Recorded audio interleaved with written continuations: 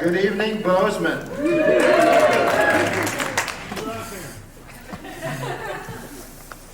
I lived in Minnesota for two years and played on a hockey team. After about 8 weeks of playing on this hockey team, I was out at a gay sports bar in downtown Minneapolis, and I saw our assistant captain. Mike came over to me and said, "Hey, Aaron, what are you doing here?" Boy, our gaydar sucked. We posted this picture up on Facebook, and after a few rah-rah comments, one of our teammates said, "Hey, the Eagle, isn't that a gay bar?" We had outed ourselves to our team, and it made no difference. We continued to lose games. In my day-to-day life and in most social situations, I'm usually the only out gay person. Whether it's at work, at a meeting, hosting a media event like up here at Big Sky, some of the community boards I've served on, or through my trainings in Leadership Montana, or even just hanging out at Pub 317, watching a hockey game. I usually don't feel like an outsider. I don't feel uncomfortable. I rarely feel discriminated against in any way. But I'm often an invisible minority, and I have the privilege of hiding my identity if I choose. Most LGBT people don't have or want this privilege. In 1901, my great-grandfather homesteaded along the Beartooth Front. Our family ranch was and is home, but as a young person, I needed to get out. I went to Boston University in 1986, the height of the AIDS crisis. In the 1980s, HIV was a death sentence, and the papers in Boston were filled with obituaries of young men who had died of AIDS. My introduction to the gay community was a community in rage and fear, taking to the streets to fight for our very lives. But in this environment of love and fear, I met my greatest love, David. We've been together 32 years, and we are now legally married, a union that is recognized in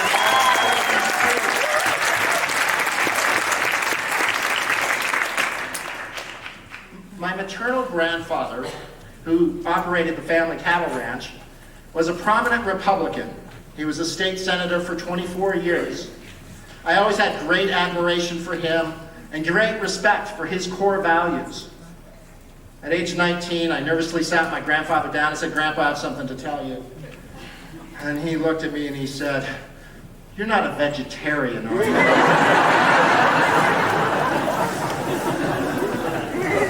"No, I'm not a vegetarian. I'm gay, but maybe you should be open-minded about other people's choices, Grandpa. I'm having steak for dinner." On October 11th, 1987, David and I boarded a bus filled with college students, and we went from Boston to Washington, D.C. As a kid from rural Montana, who grew up not knowing a single out gay person, being among nearly a million people, was one of the most inspiring moments of my life. 30 plus years later, when people ask me, "What do you love about David?" I said, among many things, our history. We graduated from college together, bought our first house together, saw our careers evolve or not evolve together. We're raising a son together. Our history, the sharing of one's life.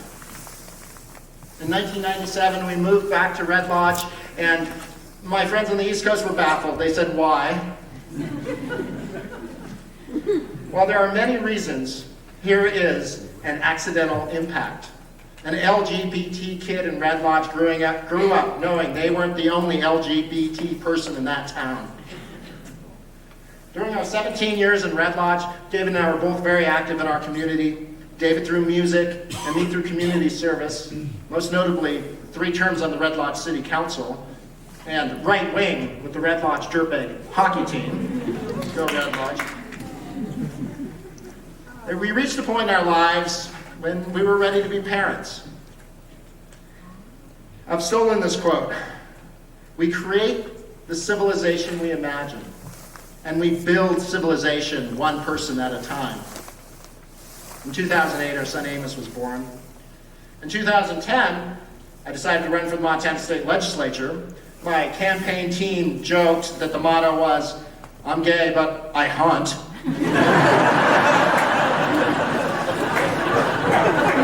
For some reason in Montana, the Second Amendment, those protections those supersede any other public policy issue. The opening lines of my campaign kickoff speech were, "I have a family and I have values. Let me tell you about my family and my values." I didn't run as a gay candidate. I didn't run on any kind of gay platform. People care more about their taxes and potholes. When we moved to Bozeman, one of the first neighbors we met were a lesbian couple across the street. Before we'd even enrolled Amos in Longfellow Elementary, we'd met another kid in his class who had same-sex parents. Our experience in Bozeman is just as another family who skis at Bridger Bowl, hikes and floats the Madison, and camps in Highlight. In a sense, the objective of LGBT rights is to be boring. The modern gay rights movement started in 1969 with the Stonewall riots. Since then, major milestones have been the right to serve in the military, HIV treatment, marriage equality, and non-discrimination ordinances in states and cities across the country, including Bozeman and Red Lodge, Montana. But these LGBT struggles aren't over. In most families and in most communities, it is more difficult to be LGBT than a vegetarian. But on the ice, I love the ice. On the ice, your teammates care more about your puck handling than the girl or guy who you love.